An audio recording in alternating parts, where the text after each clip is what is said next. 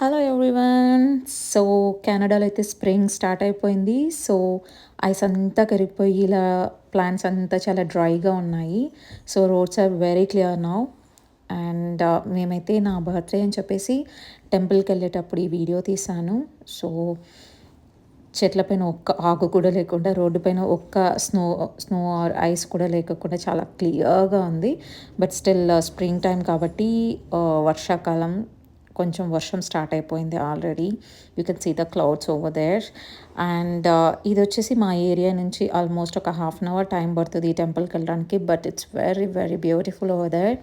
మీరు చూడొచ్చు లైక్ ఎంత క్లౌడీగా ఉందని. మేము వెళ్ళే టైంకి పర్లేదు, ఇట్ వాస్ డ్రై. బట్ బయటకు వచ్చే టైంకి ఫుల్ వర్షం పడుతుంది.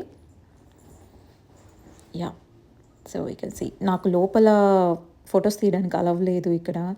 So I just took only the pics outside of the temple.